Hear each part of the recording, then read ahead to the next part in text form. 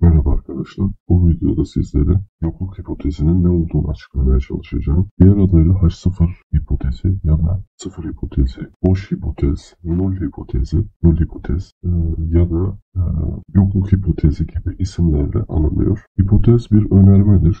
Yokluk hipotezi beklenenin dışında bir durum olmadığını öneren veya yargısında bulunan bir önermedir. Mesela ölçülen iki grup veya olgunun arasında bir fark olmadığı veya gruplar ya da değişkenler arasında bir ilişki bulunmadığı varsayımında bulunan önermedir. Çünkü çok somut ve net bir şekilde göz önünde bulunan bir durum ya da olguyu sınamanın bir anlamı ya da kıymeti yoktur. Bu nedenle böyle bir bilgiyi sınamaya kalkışmak bilimsel bir yaklaşım değildir. Örneğin yer çekimi vardır önermesini test etmek, bunun için bilimsel bir deneme külfetine girmek bilim etiği açısından da yanlıştır. Bu nedenle bilimsel çalışmalar novalitesi yüksek araştırmalardan oluşmalıdır. Yani bilimsel çalışmalar yenilikçi olmalıdır. Bilimsel bir çalışmada hipotezler genel olarak yokluk hipotezi gruplar arasında değişken ortalaması bakımından fark yoktur şeklinde olurken alternatif hipotez değişken ortalaması bakımından gruplar arasında fark vardır şeklinde olacaktır. Yani birinci durumda yokluk hipotezinde ölçmek istediğiniz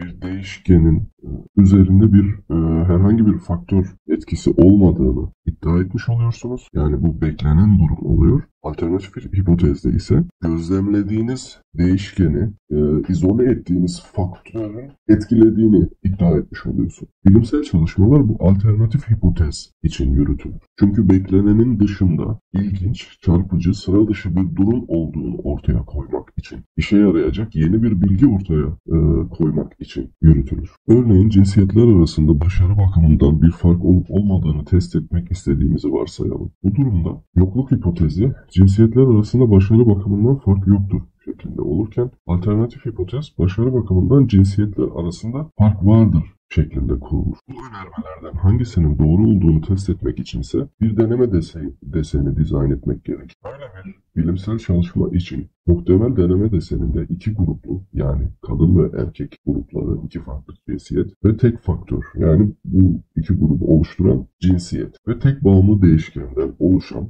veriler elde edilecektir. Buradaki bağımlı değişkenimize başarı puanı olmuş oluyor. Yani bu durumda başarı puanının cinsiyete bağlı olduğunu iddia etmiş oluyorsunuz.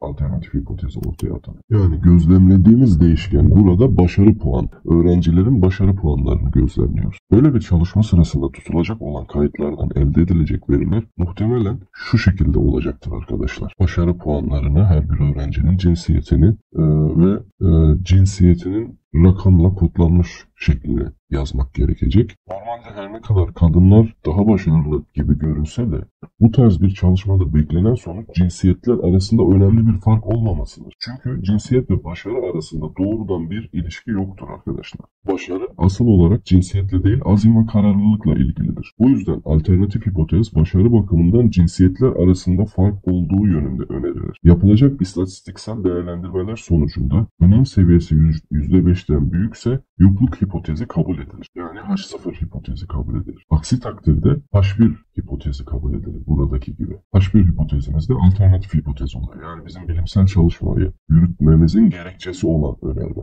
Önem seviyesi ile ilgili daha fazlası için kanalımdan ilgili videoyu bulabilirsiniz. İçeriği beğendiyseniz daha fazlası için videoyu beğenip kanala abone ol butonuna tıklayarak destek olabilirsiniz. Şimdilik bu kadar. Bir sonraki videoda görüşmek dileğiyle. Sağlıcakla kalın efendim.